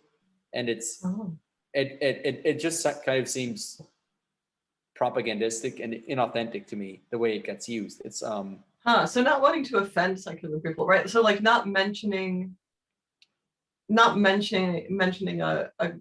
a belief that you have that might seem it's offensive to them, or well, it's something like when you're talking about politics, people will say, well, voting for Trump was very bad for the Christian witness. And it just seems like a form of nominalism where you're like, you know, there's nothing specific about voting for Trump that we can point out that was bad. There's nothing about the movement there that we think is objectionable. There's nothing about the Christian engagement to politics that we think could be improved. It's just these people over there might be offended by this, so we should probably play that down.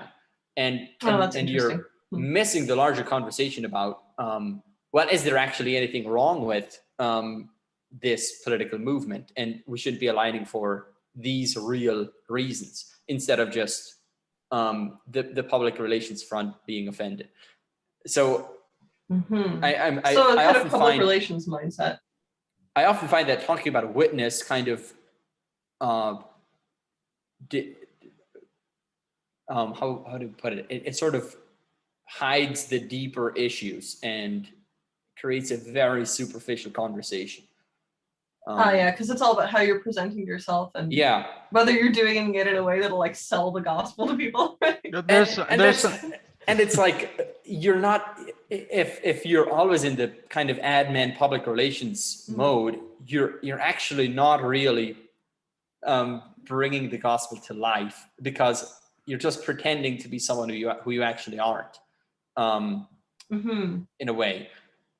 Yeah, so, that kind of reminds me of how people who get really into this culture war mindset can get so defensive about their faith that they would not be willing to tell anyone about things that they struggle with in their faith, or things that they just find unpleasant about the Christian life or whatever. But it might actually be really helpful to outsiders to hear about that stuff. Yeah, exactly. It's exactly the same thing. Yeah. And I think the antidote to Paul and this corner is just the honesty of, okay, I believe this, but I actually also am cross-pressured by this, or I think this, but I also see the merit of that. And just the way Paul talks about his consciousness congress and how part of him is an atheist, part of him is a Christian, part of him is something else. I think that's such a helpful way of talking. Yeah, I agree. For me personally, this estuary environment has been much, much better spiritually than the super Catholic environment that I tried to be a part of before. And you know, your mileage may vary. Some people might do great in the super Catholic environment, but in my life, the estuary has definitely been more helpful. Yeah, definitely. It's definitely done a lot for me too. I was now I'm just trying to figure out what was my brain connecting witness with the conversation we're having about the Benedict option. I'm not sure. It had something to do with borders, and I can't remember. It was what you said just before we were talking about how a community needs to have either porous borders or just borders around certain things. Or, just putting walls around stuff, and how high and how porous can they be? Well, Paul is pessimistic about the idea of putting walls around anything these days, because he feels like the presence of the walls affects what goes on inside the walls in ways that might be negative, and it's futile because it's you're not going to succeed in keeping things out, or at least not, forever. I don't know. Yeah. But I guess we should let Paul say that himself, because I'm just trying to summarize his view there. Yeah, the internet has kind of just destroyed the borders around the traditional borders that Hutterites have set up too. Like if a bunch of families do all group together and like sign a contract that none of them are going to have the internet in their homes, then you can maintain a wall for a while. But how many people can really do that? Like I need the internet to make money. A lot of people do, so not feasible for a lot of people. You would like to be free from that dependence, I guess, but it's tough. And not everything about the internet is bad either. Yeah, that's true. Like most things. That is one thing that triggers me a bit about some of the conversations around modernity in these circles. Is it just gets turned into like an unequivocally bad thing, as if modernity didn't bring all kinds of things we can affirm and can't really get rid of, and are good, and and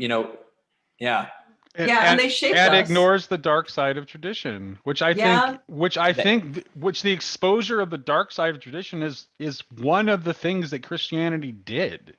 Like that's like the passion of Christ exposes the dark side of tradition. Like, especially if you think about it in Girardian terms, that's becomes particularly obvious, where it's like literally like, exposes the evil of the sacrificial, the hidden sacrificial mechanism that makes the traditional world function. Yeah, Shirley Jackson's story, The Lottery, would be one of my go-tos for acquainting people with the dark side of tradition. Right. Right. I'm well acquainted with it. Right. Yeah, or like my parents, my parents both grew up in small towns in the United States, and my dad was born in 1933, my mom was born in 1938. And then I knew my grandparents as well, who were born in, like, I don't know, 1912 and 1915, something like that. So I'm very familiar with like what small town life used to be like. And it was idyllic in some ways, and there were some things that were really great about it. But then once in a while you hear stories that make you think, wow, that was I wouldn't want to live with that particular problem, so right. So in some ways I wonder if maybe I'm crazy here. I'm wondering if in some ways, like, obviously there's a dark aspect to what's going on in modernity as well, but isn't the advance of modernity in some ways also represent, like, somehow like the drawing nearer of the kingdom, which might be what's causing all these things to fall apart. Yeah, the only way out is through is one of the things people keep saying. Which means that our On the politics are Estuary. just going to get worse and worse because Yeah, that's what I'm expecting. because our politics are not based on kingdom principles. So Yeah. they're Yeah, I'm certainly not at this. I can't remember. I don't think I've ever thought that, oh, there's a person I can vote for who will turn things around and make it all better. I don't expect that to happen at all. Yeah. Yeah. Well, if there and then if there were, they'd be unelectable. Yeah. Right. Yeah. Right. I mean, they just would be. I'm gonna crucify him. I mean that Yes. the person who would be electable to turn who everybody thinks would turn everything around will end up being Antichrist. I mean, that's, Yeah. So. And we don't like it when people turn everything around. Like we like our little rots, and the turning of the ages isn't very comfortable for most of us. So. Right. Yeah. I don't know. I feel like there's a lot left to discuss. Like what are some other communal dynamics we need to explore? Well, maybe I don't know how much longer we're going to talk, but I can say something that might sum up some of what I'm trying to tell people. Go for it. So again, from this book, so Eric Brandy, he lived with these Amish people for a while, and he was really inspired by their way of life, and he was Catholic. So he bought some land in the area where they lived. And he thought, maybe I can start a Catholic community that operates along similar lines to this community. And he only wrote one paragraph about that experiment in the book, but here it is. Okay, let's hear it. Yeah. We left Boston for a few months and got involved in forming a rural neighborhood association, patterned after that of the Mennonites, with others who wished to regulate the use of technology. The project proved to be a brief but instructive last use of the land we had bought. We learned that in its early stages, a fledgling community is very fragile and requires the right blend of many ingredients, including personal outlooks. It presumes a certain level of psychological stability. If any ingredient is missing, the whole thing can quickly cave in, and thus, like a failed souffle, did this one. We sold the property, mourning the loss of our last tie to our original experiment. So that's all he says. But I think this one line, it presumes a certain level of psychological stability is doing a lot of work. But we can, like, some of the things we said in this conversation, we can kind of see why that went wrong, right? Because he went to this place where he had seen these people who knows how long they had been there, by the way. Yeah. Like they'd probably been there for a very, very long time. And he sees them, after a long period of development where they develop the stable thing, and he thinks that he can just like go out, buy a piece of land in the same area and get a bunch of other people that have no roots in that place and move them to that location, and then somehow they don't make it work, and then it doesn't work, and he's surprised, which is why this whole idea of doing what you can to build community, like real Christian community where you are, is probably the much more advisable option in the long run, I would say. Yeah, I agree. Yeah. In your case, Julian, you were just it was ready made. It was just there for you. Congratulations. And I would say that's the other thing that I would say is that Christians who like feel like that they want to be a part of that, like the other option is rather than to go and try to create their own thing, which is a very individualistic sort of capitalist kind of thing. It's very entrepreneurial, individualistic, capitalistic, is to just go and find a community that already exists and has some history behind it and be a part of that community. Yeah. Right? Yeah. That puts new life into the existing community as well. Which I would say from a Catholic perspective, which means that laity should start to do more to collaborate with the work of the monasteries. Yeah, how to do that would be a whole discussion, but I didn't even think of it until this conversation. But that seems to be like the proper Catholic expression of that is like, oh, we already have these monasteries. How can we support them? Yeah, I guess. Yeah, those monasteries. Yeah. Yeah, Charles Taylor talks about the one speed versus the two speed. Well, it doesn't use those words. That's Paul's language of the the 1 speed and the 2 speed. Yeah, that's is that Paul's translation of Charles Taylor? I think it's Paul's translation of Charles Taylor, but you have kind of the people like the monks who are kind of living the extreme full on expression of the radical demands of the gospel, and then people who live a more, I don't know, how do you actually describe the difference without making the normal people sound like subpar Christians, but I guess people who just live a less radical lifestyle, and how you sort of need, I've been interested in thinking about those dynamics within the Hutterite community, where it starts out as an attempt to have a 1-speed religion, where you have everyone in the community who is sort of on the same page, and everyone is living out the full radical demands of the gospel. But I think over time, a kind of equilibrium starts to develop. I mean, I've thought about this in terms of apocalyptic versus natural law, or something like that, where the equilibrium that a community kind of goes into, where you have the 2-speed, you have the carnival, you have the hierarchies, and then there's these apocalyptic moments where a kind of radical 1-speed egalitarian kind of vision breaks out, and it's always just a brief moment. It never kind of is able to last for more than a decade or a few years, and then it sort of comes back into that older sort of settled natural law kind of space. I mean, do you think it's accurate to say that Catholicism kind of represents just sort of the natural equilibrium, the kind of natural law, like what, given enough time, what kind of religion becomes without the apocalyptic breaking in? But I guess you do have the monasteries. I'd have to write that question down and think about it for a few days before answering it.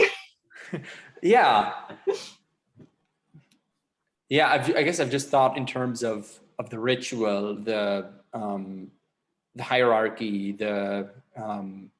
all of those, the tradition, all of those beautiful things that people love about the Catholic tradition. I think that is sort of what a apocalyptic religion develops into, given enough time. Yeah, what do you think? That makes a certain kind of sense to me. But I guess the irony is that it doesn't seem possible to have an established church, or that doesn't kind of come back into that older mode. And so should you continue to sort of resist and continually seek those authentic apocalyptic moments, or should you sort of just embrace the tradition, embrace the natural law?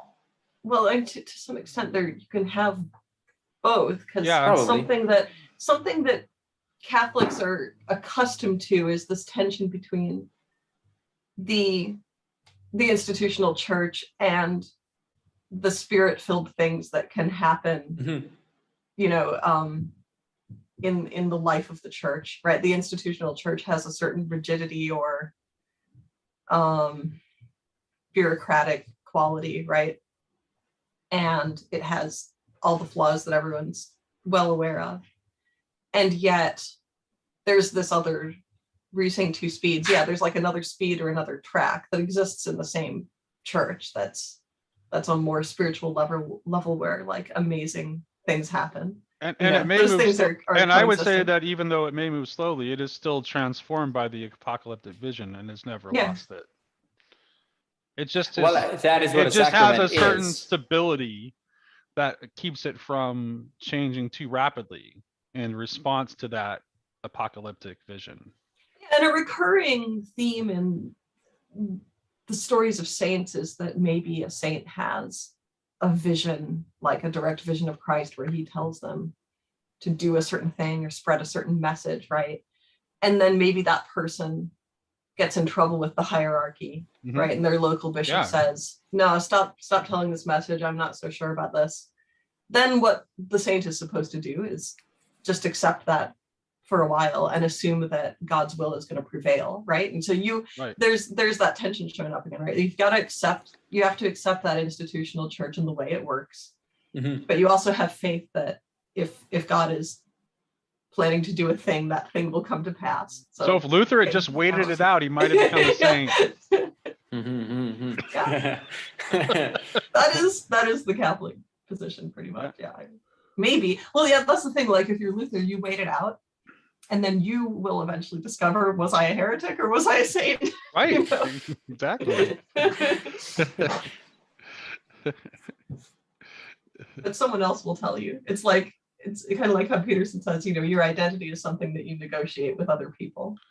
If there's a new thing you want to do in the church, you can't be sure on your own that you're right. You've got to negotiate it with the other people, with the hierarchy, which is a very personalist thing for him to say. You said Peterson says that, right? Yeah. Mm-hmm. Yeah, I've heard that too. Peterson's interesting because he's like, sometimes he sounds like a pure modernist individualist in the way he talks about the individual. And then sometimes it's like he has a vision that's more in line with Christian personalism. So I wish I hope he gets to the point where he can articulate that more clearly. But I think maybe he needs to be a Christian before he can. It sounded to me like what he went through with his illness taught him some personalism. I definitely feel the apocalyptic traditional tension in my own life. Like there are times where I can really see some of what we talked about today, like some of these traditions and the value and the goodness there. And there's other times where you're just hoping for this apocalyptic moment which will just sweep away this entire godforsaken tradition once and for all and just return us to this barren landscape. We just have to figure it out for ourselves. So I'm sure there's Catholics who fantasize about that too, where it's like, just God, I think so. Drop your divine nuke upon this entire hierarchy. For sure. But Have you read David Bentley Hart's recent book, Tradition and Apocalypse? I haven't. No. Okay, no. You might want to read it based on since you're kind of talking in that vein. David's primary thesis in that book is that the proper way to read the tradition is through apocalypse, because you have to see the telos of a thing. You have to see the telos of the tradition in order to understand the tradition, and you can only know the telos by looking at its apocalyptic mode, through the apocalyptic mode. It's something slightly different, but probably related. Yeah, I was thinking when I saw the title of that book that was something I would probably be interested in, but I haven't checked it out yet. It's a pretty quick read. It's like less than 200 pages. Can I read you something from the dust jacket of his translation of the New Testament? If I just run over and get it. Yeah, absolutely.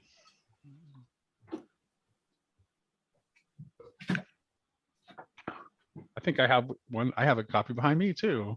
Is it the white book? No. It's actually it's on my. I have a dresser behind me, and there's more books on top of there. Okay. I usually can't. If I move, you can kind of see. I think I can see it now. Yeah, it's the white one. Well, yeah, maybe this will give you two something to talk about. So here's David Bentley Hart's translation of the New Testament, and the dust jacket says, this rendering also challenges the idea that the New Testament affirms the kind of people we are. Hart reminds us that the first Christians were a company of extremists, radical in their rejection of the values and priorities of society, not only at its most degenerate, but often at its most reasonable and decent. To live as the New Testament language requires, he writes, Christians would have to become strangers and sojourners on the earth, to have here no enduring city, to belong to a kingdom truly not of this world. And we surely cannot do that, can we? I love it. Right. Yeah. Yeah, right. That's yeah. good. Yeah. Yeah. Yeah, that's good. Yeah. On a completely different note, do any of you regularly read the blog of Rod Dreher? I do. You regularly read it. I do, and it scares the hell out of me. And I really shouldn't read it. It's so bad for me. Sometimes I just say, I'm not going to look at it for a month. And then like my whole life gets better. And that's exactly my relationship with it. I have such a love-hate relationship with him. Like, I think part of the reason I keep reading him is that I don't know of any other place where you can go and get that kind of cultural analysis alongside, philosophical stuff and theological stuff. It just has this true. nice, there's no one else quite like him. Yeah. fascinating mixture. And then he brings his personality into it in a way that can be absolutely bizarre sometimes. I think if Rod is like very, very close to having the seeds of like becoming a Christian anarchist, if he became a Christian anarchist and just stopped caring so much about the global politics stuff, can I read a paragraph? It would be so much better. But yeah, I used to read Rod all the time. I don't really read his recent stuff, but I used to read him when he was a columnist for National Review all the time. Mm-hmm. Yeah, I used to read him in the early 2000s, and then when he came up with Crunchy Cons, my husband and I read it, and our friends read it, and we were all, passing it back and forth, going, "Oh, this is us! This is totally what we're into." Yeah. So I remember the very first National Review piece where he introduced the term Crunchy Con, and he was talking about like his wife going to the co-op with her National Review tote bag. Can I read something from a recent blog post? I'm sure you guys saw the post you wrote surrounding his divorce. Yeah. I just felt bad for him. I felt bad for him too. Mm-hmm. One impression I had, well, I don't know, this is probably a conversation I have in private, but I was so struck by this comment he had in the middle of one of his pieces, where he was talking about the sword in the stone. And he was talking, I think, about the sword in the stone for him was whether or not he should give up on his marriage and just sort of let it go and stop fighting. But I just thought it was such a perfect metaphor for his stance towards the culture war that I was like waiting for to connect the dots, but he never did. So let me just read this. So as I sat at that silent crypt this morning, I thought about the sword in the stone.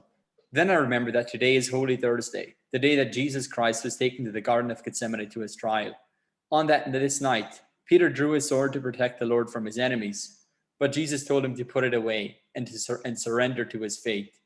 Jesus knew what was about to happen, had to happen for all righteousness to be fulfilled. I heard the inner voice say to me that now was the time to put away my sword. That is, to stop fighting for a restoration of the past. In fact, said the voice, I had done all that at the monastery. I had made a 9-year-long journey across the empty bath and the flame all right. And now I needed to place it on the stone and to be free. Then it hit me. That stone where I had just been praying was the stone that marks the spot traditionally, and not necessarily literally, where the Romans discarded the cross. The inner voice was telling me that the fight was over, that this is about to happen, meaning the dissolution of the marriage had to happen. But why, I asked, why not just restore the marriage? I didn't wait for an answer, but banished the questions. I may never know, but that's beside the point. Why did Jesus have to suffer and die? We are dealing with the deepest mysteries here. That's so interesting. Yeah. Yeah, you're right. It's like broken marriage. The image of giving up on the past. Apply to the larger cultural war stance that he's in. The marriage of, you could think about it, the marriage of the church and state or something like that. The marriage of that represents Christendom and giving up on the past. The actual sword in the stone in the context of Arthurian legend, like that's what it represents, right? It's like because it's first of all it's the sword that represents royal authority, right? But it's like it stands in a holy place, and it can only be drawn by like the one who is who is the true and rightful king, which means to be chosen by God. So it's the combination, it's the collaboration between spiritual authority and temporal power in that image. But I just found that image there so interesting. Like, I was wondering, is he going to connect the dots here? Is his tone going to radically change in his future blog posts? But he has so many of the right pieces. I just don't. Yeah, I don't really. And I don't quite hold it against him, because I think he is talking about stuff that few people do, and so he sort of fills a hole. It's just I just can't. I just can't stand some of the stuff he puts out. I'm sorry. Yeah. But yeah. I think he's just an extremely emotional person. Like, he seems to be giving us what immediately goes through his head when he reads a headline, and just sort of sits down and types 20,000 word blog posts. Maybe. Well, it'll be really interesting to see how he evolves from here. Yeah. He's been talking more about in his recent blog posts about even some of the his sister Ruth stuff. Apparently, I didn't realize it, but apparently there was some ugly stuff in his family. Yeah, he alludes to it. Never been resolved. I'm not sure what it is. Yeah. Well, maybe while we're talking about internet people, I can put in a plug for a person who I think is doing a really good job in the Catholic world right now, which is Larry Chapp. Have you ever heard of him? I'll look him up. I think it was Larry Chapp, CHAPP. He has a blog called Gaudium at Space 22. Okay. Yeah, so read some of his blog posts. I highly recommend him as a person who's thinking about Catholicism in the modern world and doing a really great job. All right. Okay, good. Yeah, but I should probably split, because it's been Me too. Yep. 2 hours. We have reached our agreed upon time. I think it was a great conversation. I'd like to talk to either one of you again at sometime in the future. And thanks for the conversation today. All right. Thanks, I really Dave. Thanks, enjoyed Julian. this. Yeah. Great. See you. Thank you. Bye-bye.